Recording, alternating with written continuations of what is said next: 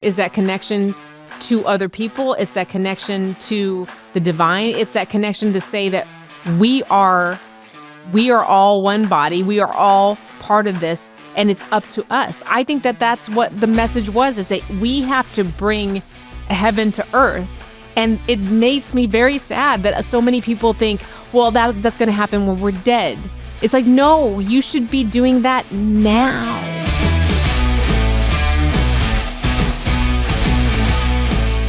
We're some ramblers. We're some chatterboxes. We are some chatterboxes. Bloody hell. But we shared a lot. I think it's a lot of positive stuff. Just a tiny bit. That you won't normally see from people. Yeah. Or sharing this, I don't know. I don't know if is it that deep or maybe for some people. Is it that common or uncommon of a conversation? Not in the circles that I travel in these days. I feel like there's a lot of depth. Well, I mean, I feel like I've often had really deep conversations with people. I always do. Yeah, it seems like it goes there. Yeah. Yeah. I'm not good with real small talk. You know what I mean? Like it usually goes pretty deep. Boring, right? Pretty quick. Yeah. Oh, how are you? Oh, fine, thanks. Yeah, I prefer it. And then I enjoy time by myself now. Me too. Where I didn't before. I know. Yeah, same. Always like, let's go. Yeah. And then now I can sit out there and I smoke my cigars and. About healing, EMDR was a lifesaver for me. EMDR? Yeah. Eye movement desensitization and reprogramming. I always forget what the D is for. But yeah. Oh, and that was horrible. Let me find out. Let me find out. Oh my God. That was funny. That's hilarious. That's funny. Okay. But I always forget what the D is for. That's so funny. I'm not gonna be able to recover. I don't know why it caught me off guard. That was funny. Bloody hell. Okay. Well, whatever it stands for. Anyway, in that acronym, it is a healing modality that has been used, shown a lot of success for people with PTSD. And so when I had my breakdown, I had this severe paranoia, and I was having trouble just even taking a deep breath. And I went to this therapist who's specialized in trauma. And she's like, okay, let's go. Let's do this. Mm-hmm. And so because my emotions were so accessible on the surface, she was able to do it, because you really kind of have to be present to your emotion. And basically it kind of rewires your brain. So the way she did it, sometimes they use a light, sometimes they use their hand, whatever. But she put like these things in my hands, and they vibrated one at like back and forth. And as they're doing that, she has me go back into the moment, the emotion that I'm feeling. Where is it in my body? Where is, this whole thing.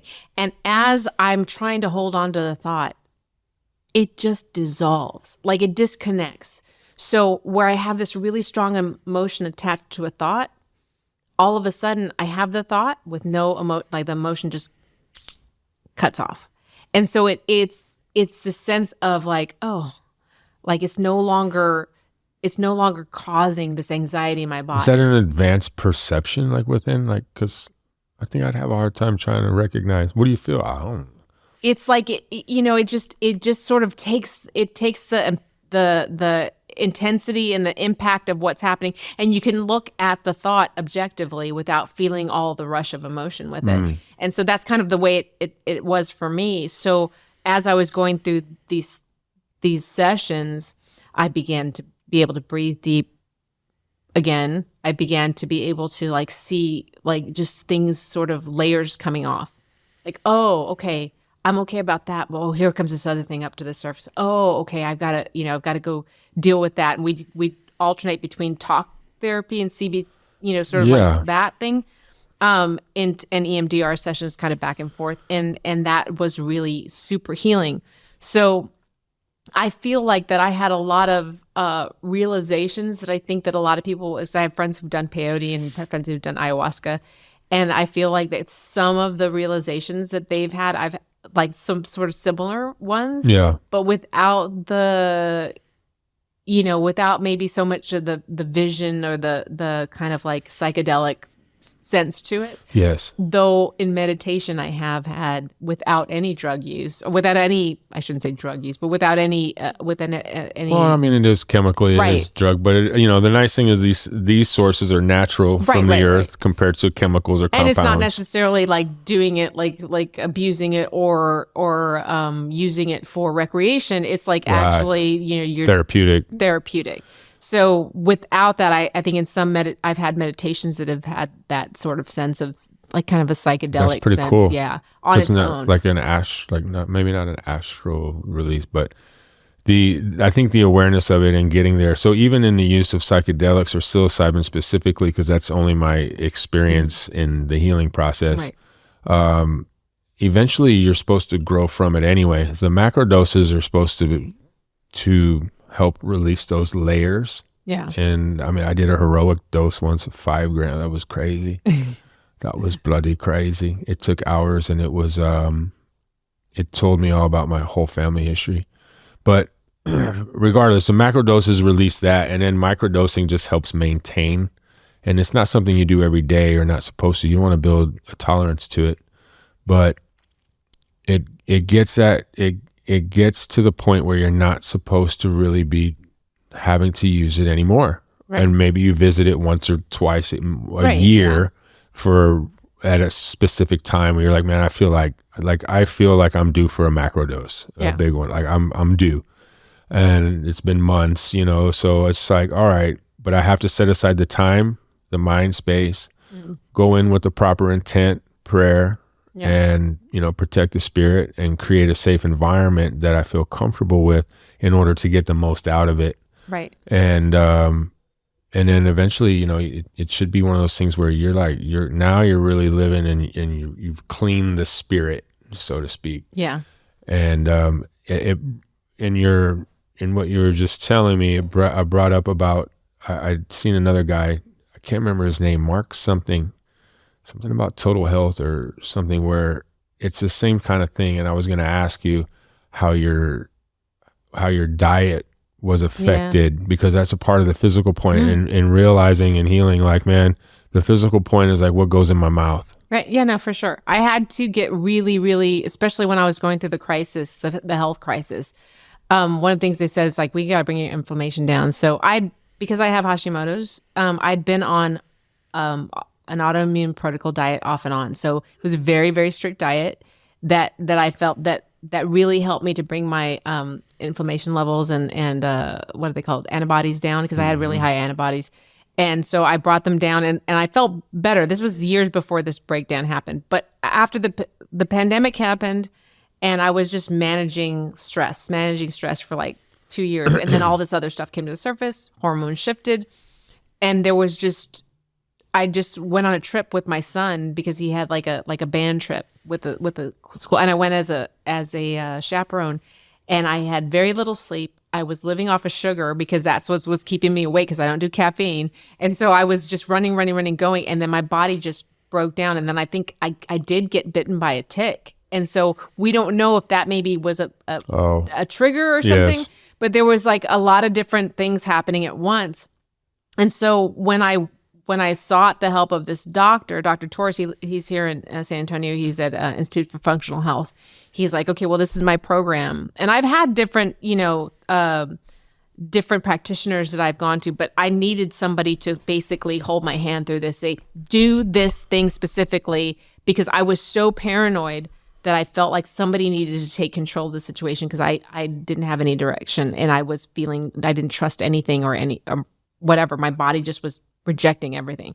So I went through his program, and that was also an anti-inflammatory diet. So I was very, went kind of back to the autoimmune thing.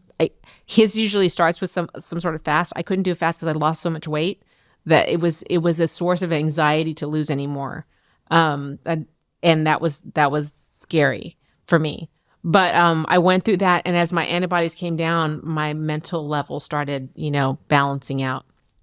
And I have begun, I really am very aware of when I eat things or drink things or something. I'm very aware of how that affects my body. So I'm usually fairly careful about like what I eat and the types of food I eat and I, or smells or chemicals in the house or whatever. I'm pretty So you are particular. affected. So I noticed, so all that led me to this book that I read by this, God, I wish I could remember his name.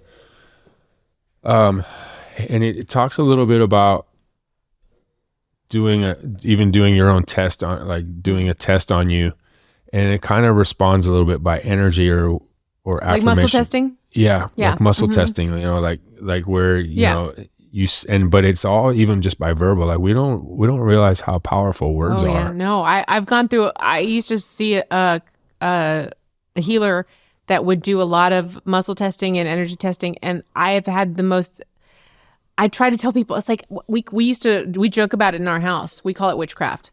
Because when the boys were little, I've seen them, gone. My son had the flu one time so badly, he started to lose like he was not responsive. And I said, I'm taking him to the doctor, to our practitioner, and then I'm going straight to the emergency room because he's not like taking in food. Scary. So I took him to our practitioner. He did this muscle test thing on him. He did this tapping thing on him.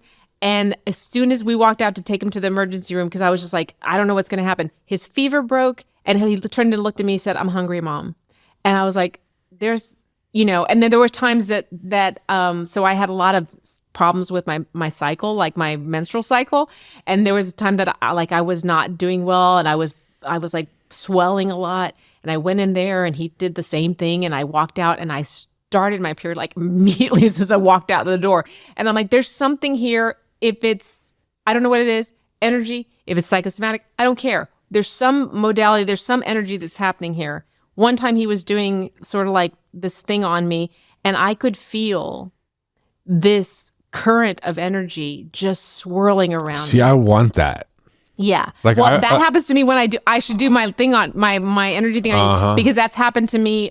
I can't guarantee it's going to happen, but it's happened to me a couple of times. Like when a friend of mine got sick and I went over and I did it for her. And as soon as I approached her head, I just felt like this swirling energy it was like I had to like steady myself from it. And I don't think she felt it though. So it's it's a weird thing.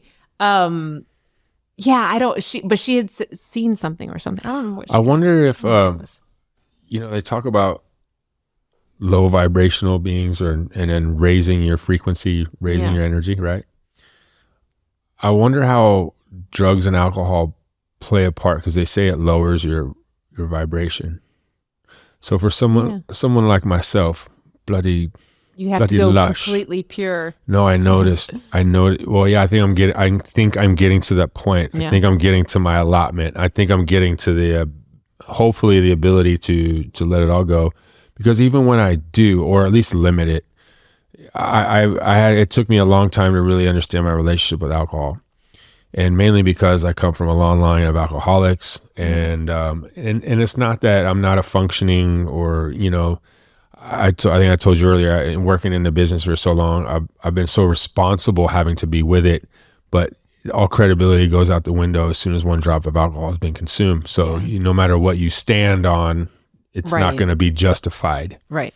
And, but the times that I've taken breaks, the times that I've gone months without drinking, or even the time in the healing, and even in the time with the mushroom therapy, that was the first thing to ring out to me. It's like basically like, that's you telling you. Yeah, like you stop drinking, you can go heal the world type shit. Like it's like, the fuck? And as opposed to those people who are like, the more you drink, then you can I'm just because I'm watching this. I'm just trying to live my life, I'm just trying to have a drink. Like it's not a big deal, but but in some ways it is, because I notice even in like the doc would tell me, like I went through not a health scare, but I went through something last year where it was like, I thought I had already lost 40 pounds, I'd gone back to the gym, did a lot of the physical work, shedding off layers of darkness, opening up. And then the doc tells me, man, your blood work's getting worse over the past number of months. I mean, what the fuck, dude? Like, come on, man. Then I had to go back and revisit my whole diet again after I'd already revisited it. Yeah, I know. And I'm like, man, I'm doing good. It's a pain in the ass too. And so I did. And the true test will be when I get the results back. So I just did blood work. And I think it's fine. My blood pressure dropped. Just all the kind of things that, and then I started doing like probiotics was a big thing for me. So digestion, gut health. Yeah. You know, that's a big thing for a lot of people. They don't realize. Yeah, for and sure. then I stopped some, I had to, when I revisited the diet, I stopped some things and just really honed in and was like, man, this shit's working. Yeah. So, but I guess it was the point of the amount of being present without the presence of alcohol.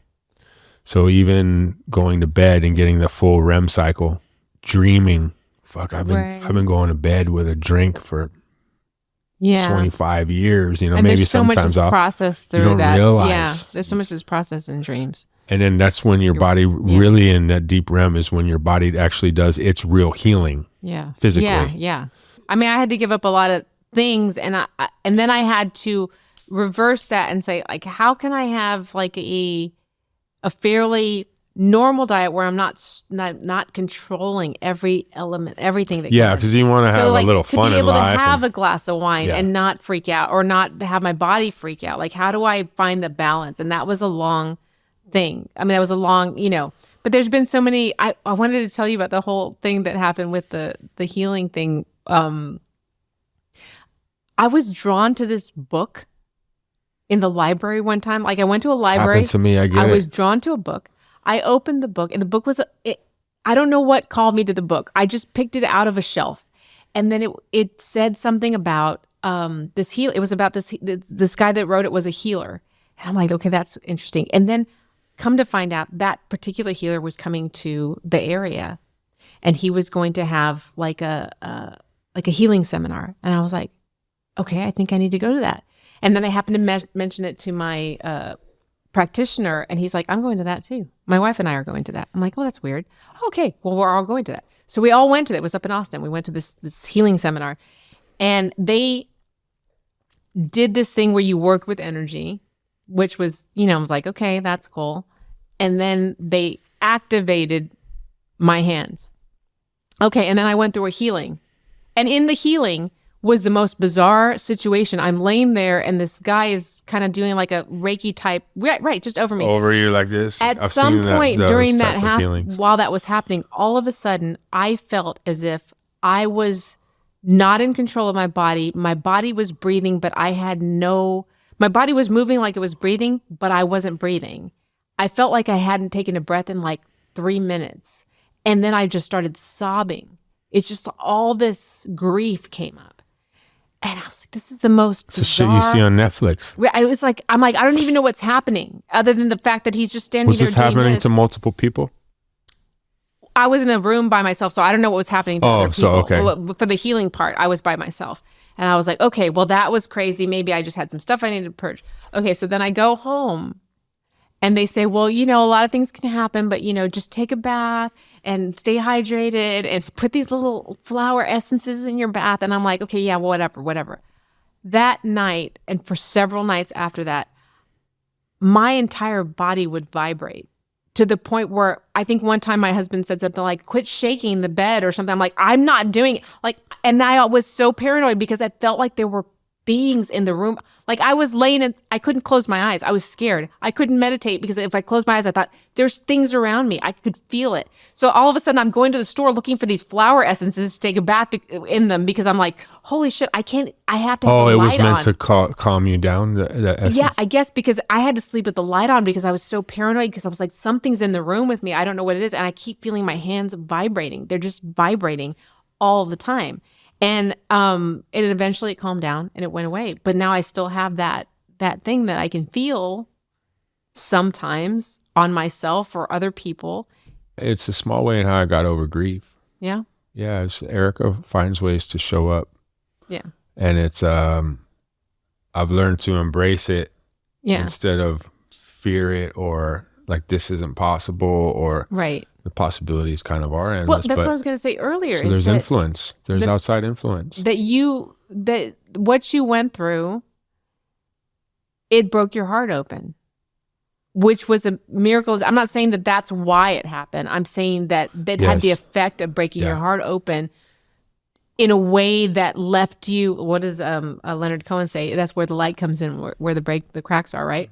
So but you could have used that as an excuse. You could have used it. You could have used it as a reason to not do anything. You could have used it as a reason to be drunk all the time and not or to beat on people or punish people. But you decided to ascribe meaning to it and live to honor her. Like you made that decision. There's a million ways you could have gone with it, but something pulled you to do something that was more Something on pulled the me. growth area. That was, Yeah, because I was content. I was content where I was mentally. Even before she passed, I started to get back into physical shape, and mainly because I needed to for the job, like for my business.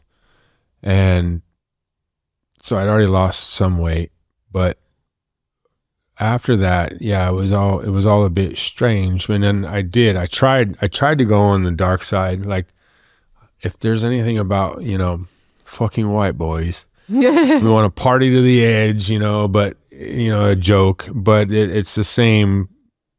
Even with, it's like misery loves company.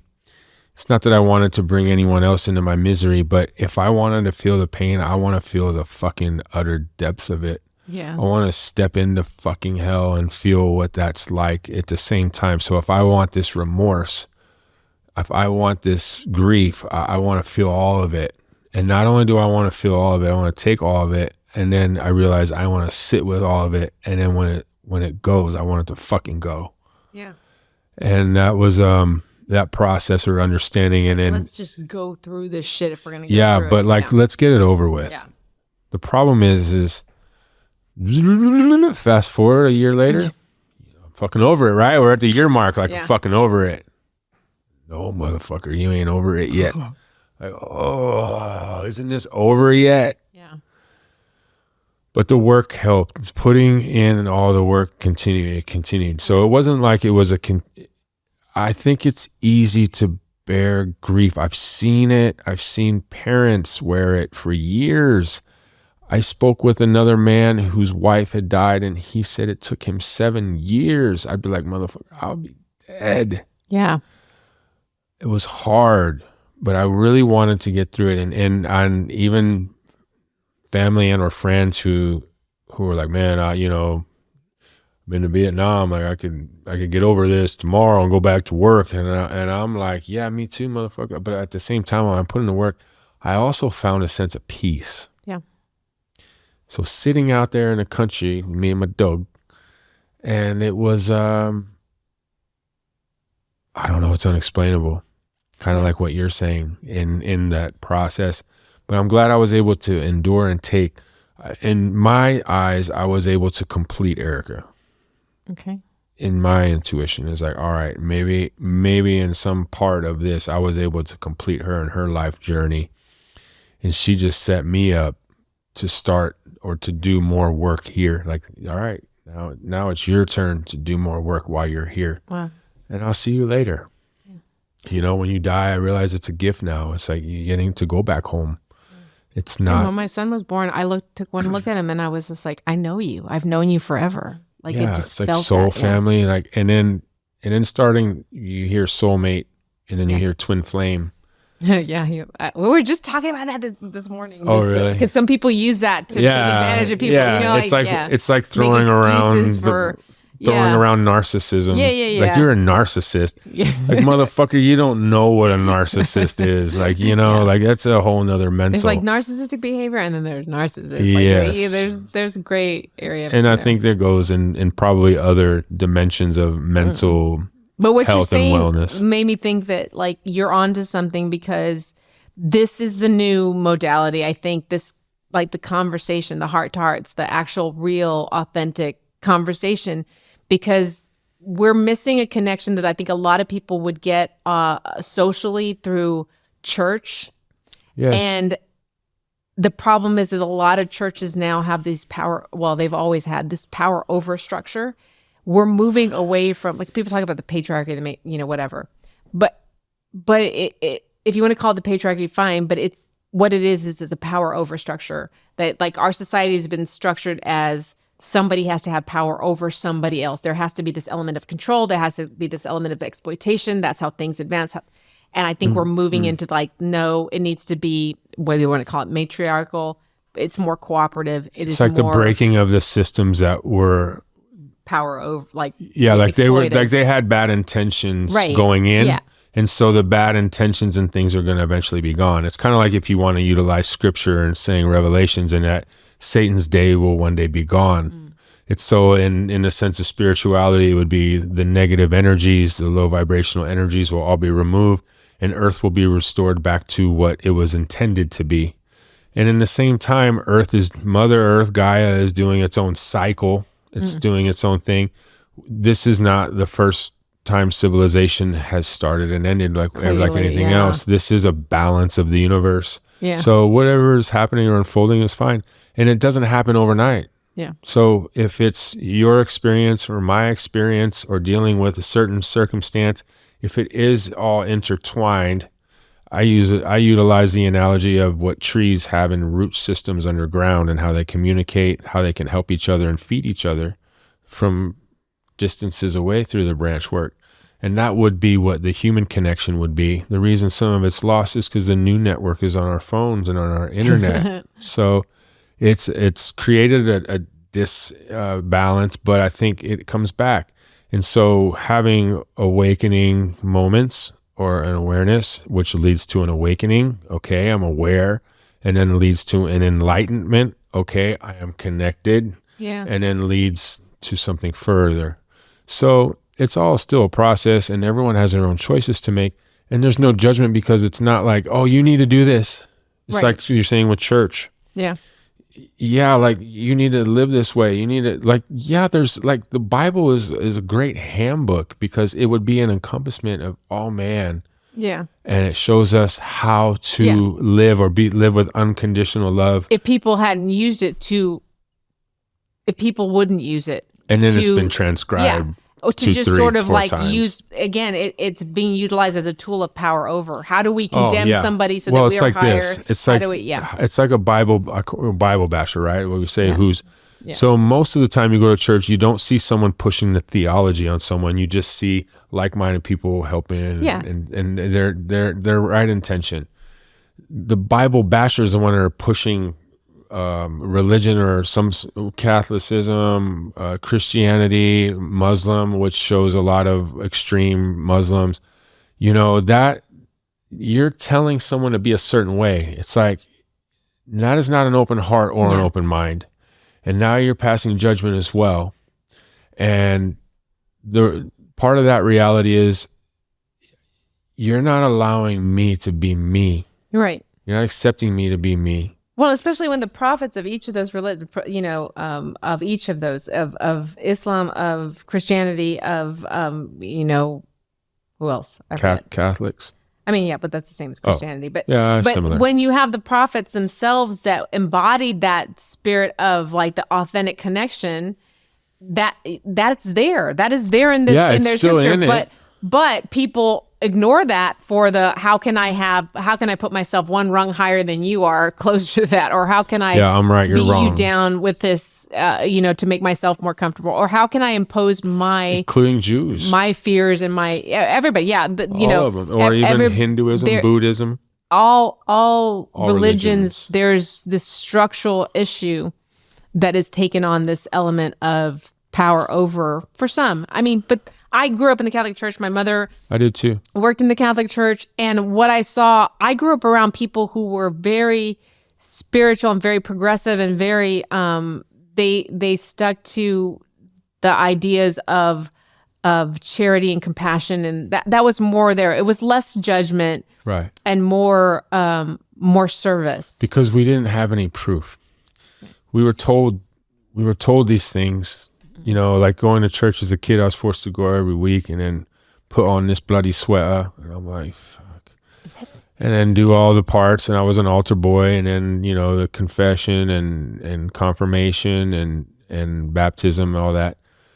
And then as I got older, it's like, man, like, get up, sit down, kneel, get up. It's like I get some of that, like in practice, right? But it loses its meaning. It doesn't mean anything to you. Because you don't know if there's a God. You don't know if there's a Jesus. You're told these things. It wasn't until that mushroom trip that I go, okay, this is the first level of evidence to me. So you found Jesus in the mushroom. I mean, like that was an experience where you felt that connection. I found a divine connection. Yeah. I didn't see God. I didn't see Jesus. Now the other one is near-death experiences. I listened to those. And if you notice, they all have a very similar message. And that once you cross over in this dimension, which, talks into other things of theology, of dimensions and things we don't know about. But they all share love, the most peaceful place. Never felt, there's no shame and guilt. They're welcomed by their ancestors or our ancestors. And most people don't want to come back. But this is Earth school. Yeah. I've heard that. That idea. And so you came here with an intention of things to learn, and you have free will. Yeah. So you get to choose how you want to learn, but there will be some guidance that your spirit guides or your angels will help you with. And I guess I truly do believe in that at the end of the day, because that seemed to be the most evident to me compared to me growing up Catholic and being told, do this, do that. Okay, you can't do that. Don't do that. Yeah. Like, whoa. Where's the freedom? Where's the expression? Where's my intuition? Where's the things that... Yeah, it's like that's where my argument is. Where are those things incorporated into the religion? When you are automatically told that you inherently are evil, so therefore you cannot trust yourself, you cannot trust your own intuition, you have to follow this outside rule.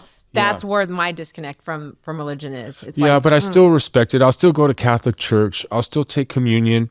I'll still practice as if I'm practicing with you, because I'm not judging you, and I want to accept you, and I don't really care if you judge me or not. Yeah, you know what I mean? Yeah, I'm not religious. I'll still say I'm Catholic, but I'm also Christian. I'll go to any church. You know what I'm saying? Yeah. I will go to none. I mean, I've been to some, and I get it.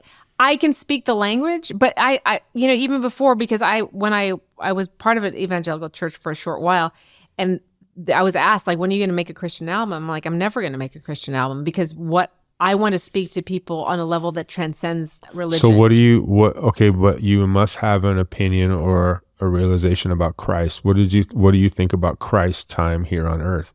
I think that there were very powerful lessons. Oh, I don't know. I believe that there was somebody who existed, and I don't know that I literally believe that I don't think it really, this is where I would, diverge from some of my friends who are Christian, is that I don't think that really matters whether or not certain miracles happened.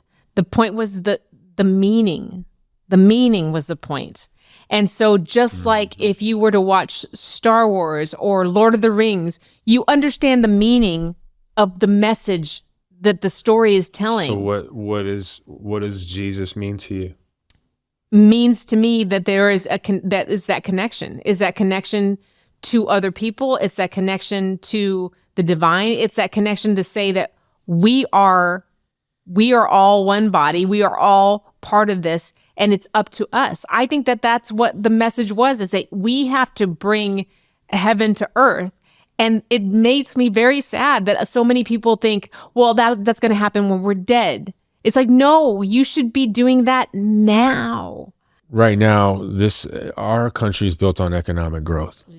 And until that stops, it's just going to stay that way. So you'll have structures. Yeah. Power over. You'll have the divide in politics. You have all this bullshit, and you'll have everybody. Even when you are pro one side, you're just picking one side. You're. I hate to say you're part of the problem, but you're part of the problem. Why? You're only picking one side, and you're not open-minded and not open-hearted. Yeah. And so if you're telling me you're Christian, Yeah. then motherfucker, open your heart and open your mind and stop being so fucking opinionated. Yeah. And just because you have an opinion doesn't mean it's warranted. Nobody's fucking asking you. Yeah. Just because you have the ability to have an opinion online and fucking rip somebody up, you don't have to. And that's the shit. That's the negative shit I would that feel needs to stop. I used to have an extra Instagram account. Like I had it, and then I was like, I was using it to be anonymous, and I was like, fuck, I got to get rid of that shit because that is like the devil. Like that's the devil it's negative. in me, That's right? the negative. I don't believe in the actual entity of the devil, but in my mind, that's the devil in me. Like that's me. Like that's me. Just first of all, not being authentic. I'm hiding and being, like argumentative with people because whatever. And it's like, no, just be words, thoughts, deeds in alignment, and you are who you are, and you present yourself as you are. You're honest in that way. And if you're not going to be honest and you're going to try to backdoor these things, then you're not being authentic. Or manipulative, or vindictive, or revengeful. Ooh, yeah, I used to be. See, those are all negative energies, just as we say in words. So I always resort to peace, joy, love, gratitude, forgiveness. There's a few more that are included in attributes of heaven, but it also brings up maybe we're all fallen angels that got a little too far away from heaven. We come here so we can get back. I always love the idea of like that idea that we separated, and that's our mental illness, is that we believe that we're disconnected from each other and from God or the whole. It could have been an outside influence to make that happen. Whatever. I mean, it could have been an alien whole fucking invasion. I mean, we don't know. What if aliens are God? Well, what if aliens are in another dimension? Or what if they're invisible and they can still see us? What if they have access to the dimensions of spiritual world? What if they can travel magnetism? What if we are aliens that were put here that we can't, maybe they watch, maybe we're that's one of my favorite we're a research theories. Project. Maybe we're a fucking mold that just outgrew on the earth. I mean, there could be so many conspiracy theories or just theories itself. I think it's awesome to. I love the thought experiments with them. Yes, I love it. Yeah, I love that. But at the reality, what does your intuition tell you? Where does that energy and shit come from? You know what I mean? Like, so when you want to do better, that's why it's hard, because the self empowering industry has taken over like a fucking it's on steroids.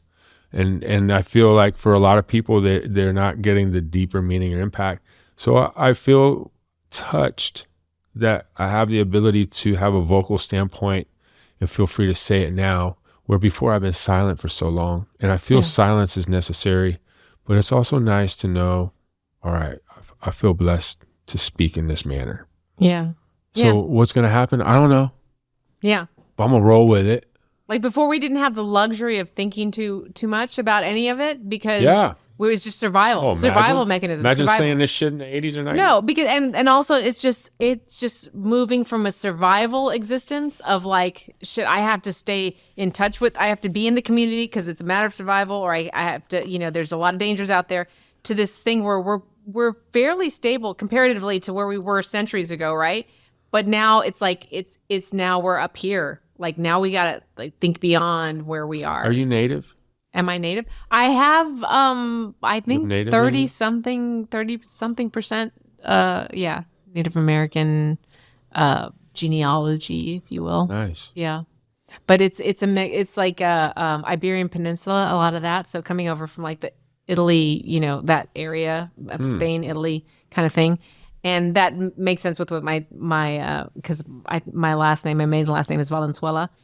Oh, really? And there was a whole idea that it's a Spanish name. So, Spanish colonized Mexico. And so there's that. And then on my mother's side, there's like we believe that my great grandfather was predominantly Native American, but he wasn't really part of the family. So we don't really know. Pretty cool. Maybe that's where some of this enlightenment and touch thing comes from. Who knows? I don't know. I mean, it was very recently. And you married a German. He's full, as far as he knows, full-blooded German. Yeah. Yeah. Yeah. It's Pretty interesting cool. the way that happened. But yeah. But when I met him, it's like, I'm like, that's my person right there. I know it. I just knew it. That's my person. That's my person. That's what Erica and me what we used to say. Yeah. Yeah. You're my person. We didn't care about titles and shit. Yeah. I didn't ever think I'd marry a white guy. Like that never occurred to me. Like it just really didn't make sense in my brain. But and then he also was in a fraternity. I'm like, what the hell is that? Like I'm Frat like, boy. yeah. But he's the least frat boy that you've ever met. Yeah, He's the gotcha. least. He's definitely. Does he speak German? No, not at all. Okay, His okay. family, none of his family. I mean, as far as I know, none of his family speaks German. But they grew up Midwest, Nebraska, small town. Well, he grew up in Omaha, but his parents grew up in a really small town. You ever done any country music? I've a little bit. I have toyed around with it, and I've certainly played a lot of small towns in Texas. So you kind of country it up for that. I turn my folk songs into some country I songs. start saying y'all. Yeah, How y'all doing? Good to see y'all. I've said y'all all my life. I'm a Texan, but Yeah. yeah. I mean, it's weird. I mean, the whole thing about the difference in our race was, of course, I noticed people noticing it before he did, and then he's like, oh yeah, that's weird. But it never felt like a barrier, like, other than that, we just don't have the same frame of reference for certain experiences. But we're that doesn't negate who he is as a person. Yeah. What did my son call it? Because now my son said that, oh yeah, they're Germexican. But Never heard that one. one. One of their friends said something that was, I'll have to tell I've you heard off camera. I've Well, never yeah, heard- and my I've heard nephews Blaxican, are Blaxican, so yeah, but never yeah, Germexican. Mexican. Yeah, that's pretty funny. Yeah, but it works. So if you had one question to ask me before we go, what is it? Go. Oh, that's hard. There's so many different things. What do you see that are you going to work some sort of musical aspect into your future endeavors? Do you see that? Wow. You know what? I had a card reading Ooh. about maybe a year and a half ago from someone that I've known for years. Okay. Right. And I was like, I'm not really into this shit. Because I had another weird experience where a clairvoyant came to me and passed me a message, like a serious one. And you're like, I don't need to hear this shit. This is too much. It wasn't. No, it's. No. I'm open. I'm open to hear, but I'm also reluctant to accept. Right. Like, yeah. come on, man. I know. I can be cynical. But it always stuck in my mind. Yeah. And she was like, "You're gonna do something with me. You're still gonna do something with music." It's so weird you asked that question, but yeah, I guess maybe in the long run. But right now, I think my focus is gonna be on this. And then you're gonna make some beats. I'm gonna make some beats, yo. And then I think maybe that's part of the reason why I asked you about country music, because that's kind of where my influence goes now. Really? Yeah, it just See, goes. I don't listen to country music at all. Like people, I have a lot of musical friends that are just like Well, it's country music. it's turned like pop music, right? Like the newer stuff is a more like crossover between pop and country, Yeah, I not guess the classic so. stuff. I'm like I I have a hard time don't have the same frame of identifying. references. I have a hard time identifying my own voice. Okay. So I've been trying to find that even on a performance level. Okay. So I guess until that time presents itself. Yeah, We'll any see. country hip hop. No, fuck no. No, my hip hop days are done in. I think if anything, I love more of my dance. I realized that I love my dance music, my Euro, Okay. house and Yeah. stuff like that, and vocal stuff. Or I toyed with the idea of putting together a vocal pack for beats, like just some vocal whatever. yeah, you could. And then I got busy doing other things. Like, so, yeah. But- So between my roots of that and then country, just from I love it. So that would be where my musical influence would be, and then maybe it would be in scoring or like doing. I've always wanted to do like movies production or something, but man, I've had a hard time. So I have a couple of maybe 2 or 3 books to write. Yeah. And I'm like, and organizing that, it all kind of came out, but now it's like going back with that serious note instead of like being unsure. Now I'm more sure. I have another book that I'm starting to put together. And I should have done this shit already, but there's just been other avenues to go through first, and I'm okay with that. But yeah, creatively, I know my future probably lies more within it in that realm. Cool. That's awesome. Yeah.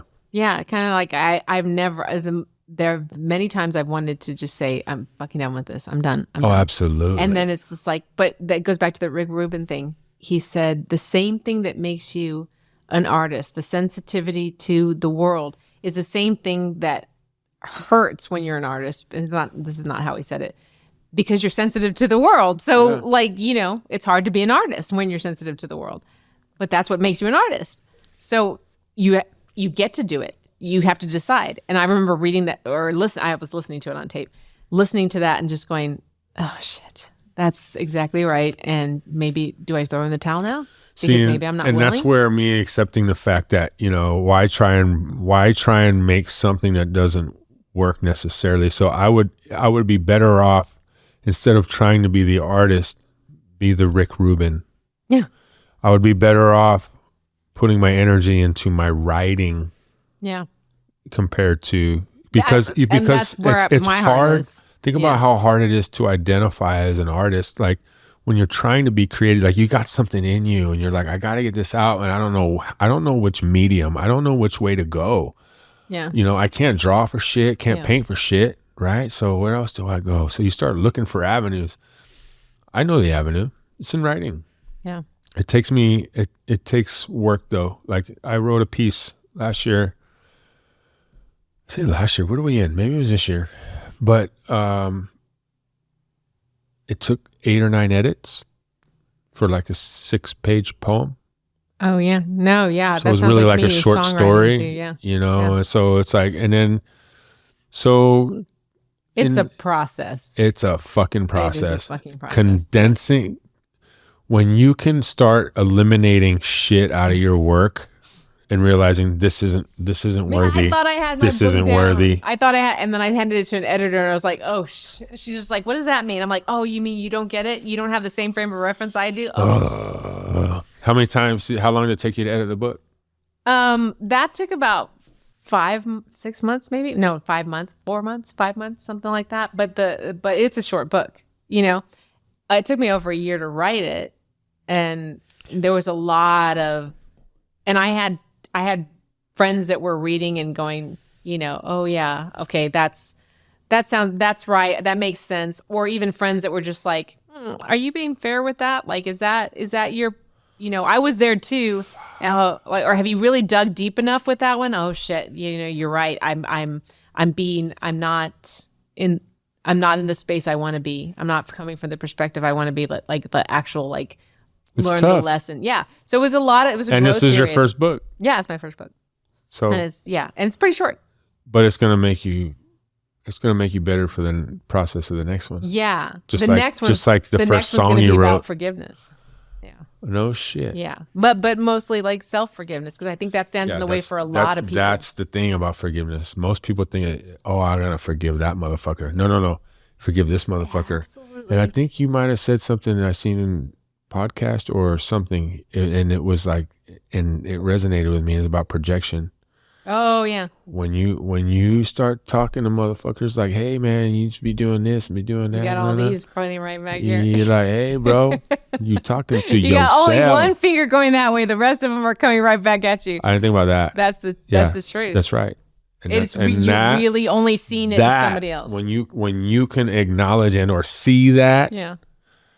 Now you know where the work lies. Yeah, it's always here. This is the only thing we have control over. Like, I can bitch all day about the people that did me wrong or whatever, but it's just like, they're in the same boat I am. They're just trying to get with their needs met. Nobody makes you feel anyway, but right. No, that is true. Yeah. That is true. Now, I mean, I take issue with some people who are just like, oh, you were raped, that you shouldn't be triggered by anything. Like, okay, dude, like have some compassion for what people still struggle with. Because I see some of that like they just don't relate. Yeah, they just don't relate. And that pisses me off. But I have to work through that. But the truth of the matter is, I don't need you to tell me that. But I do need to realize that the really only thing I have control over is myself. I hate to go that deep after this long of a conversation. How powerless does one feel when they're raped? Oh, that I try to describe it in the book, not the actual thing that happened, but to have your autonomy, like you don't, so I was drugged. So to know that you have zero control, like that somebody is just doing, and they're using the worst motivation. There no consideration for you as a separate human being.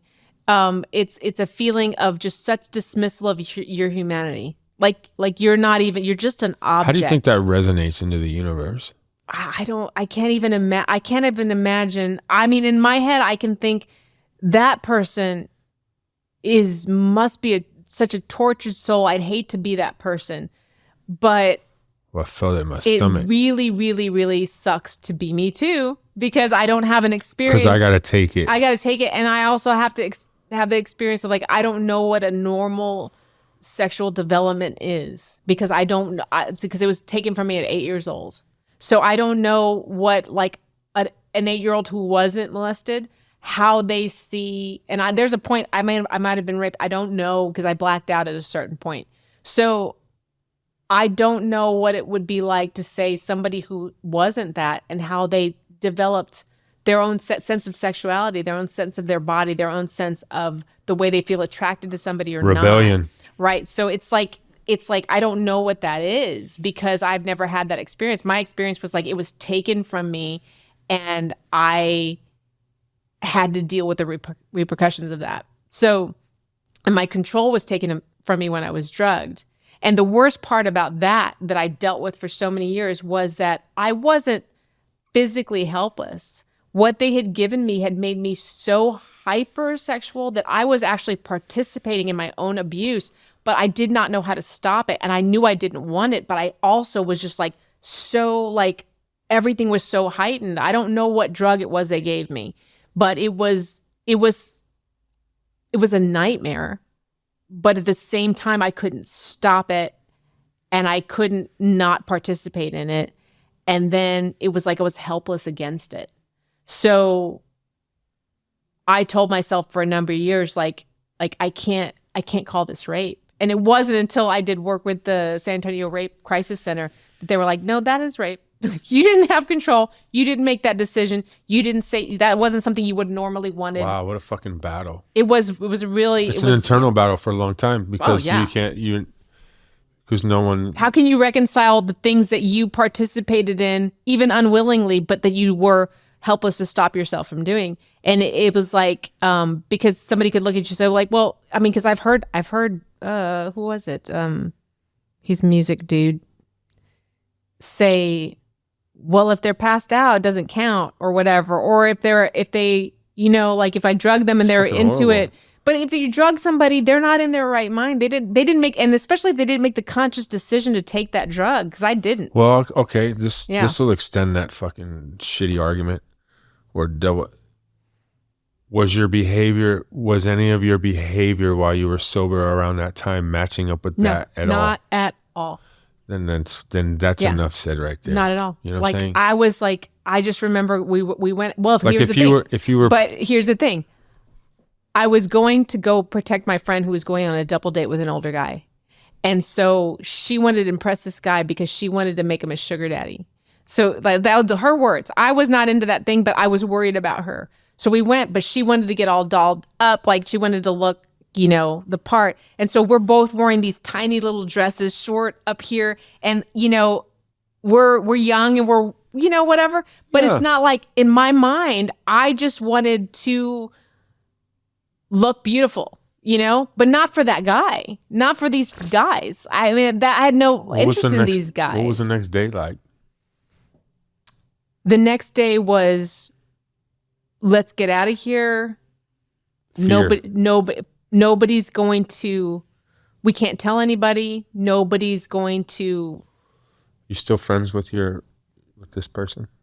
No, because there was a lot of issues. Did it break your friendship? That didn't, but the number of things did. She had a lot of issues. She stole money. She lied about a lot of things. She wasn't on the most positive path to begin with. No, and she was young and immature. I don't know what she is now, but I know that she,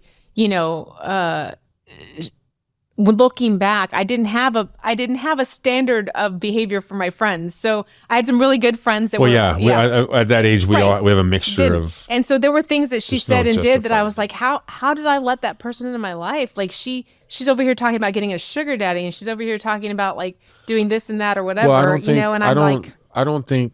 I'm trying to be non-judgmental. I'm accepting all these people. So I'm saying. I I think had it's no okay. standard. I worked in the strip club business for so long. Yeah. But it's like, Talk about being Right. non-judge. I'm still if I'm Yeah. built with angel wings, right? Right, If I'm right. still built like that, and I'm still trying to adhere to that, and I'm still walking in the valley of the shadow of death, and I'm still participating in this shit Yeah. to learn, then I'm gonna be a victim of things too. yeah, And I was, yeah, because of the realm that I was playing with. right. This is not in your case. Yeah. I'm talking about me personally. Yeah. But I guess what I'm saying is in the sense of growth or learning, we you're right. We have to accept things for what they're worth. And at some point have to learn how to let them go. And who would have imagined you wearing that for so long? Yeah. I didn't know. Because I Yeah. think that's common with a lot of people Yeah. with a lot of trauma. Mm-hmm. And then like, fuck, let's decarpent. Can't even say it. I'm decompen. I hate that word. Decompartmentalizing Yeah, it, there you go. and I'm gonna hide it in there. Yeah. But then it's like a wave, and it finds its own way up in different shit. Yeah. And then you blur it out, or you drink past it, or whatever it may be. But we were told not to talk about these things. Like, we're not supposed to talk about these things. But like, talking about it is like, oh shit, that's what happens to people. And also, we're young and we're not, we don't, this was my problem also with the church, is like, you don't talk about these things that actually happen to people. You just pretend like that everybody's going to follow this rule. I know. And when you've been molested at a young age and you don't understand your behaviors, or you But don't all understand. that's been exploited out now. Yeah. It's like teenage pregnancy. Yeah. I had a girlfriend, and her family moved because she got pregnant at such a young age.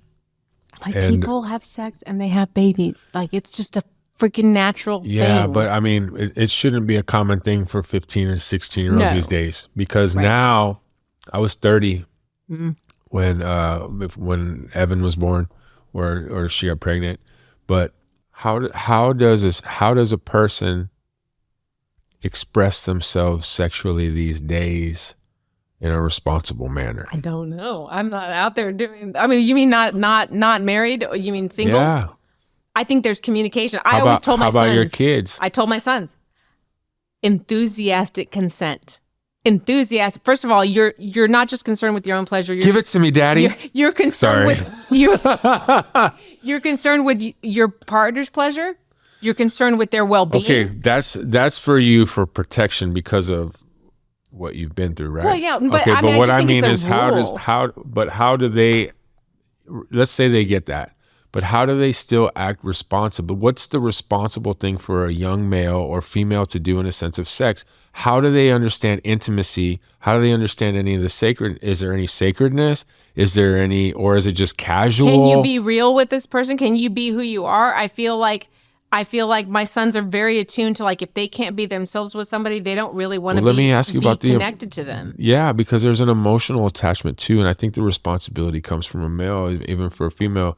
It's not just the conquest. You have to understand that you're affecting them emotionally. Well, and I've told them before, I'm like, just like, when you have, like, the way we're made is that when you have a sexual connection with somebody, there's a release of hormones that bond you to that person. And especially so with women, there's that idea that, and also the societal expectation of this attachment system. Like, if you need to understand that there may be a flood of emotions that person's going to feel, that you bear some responsibility in that if you're going to be intimate with somebody. Yeah, I've had to learn that.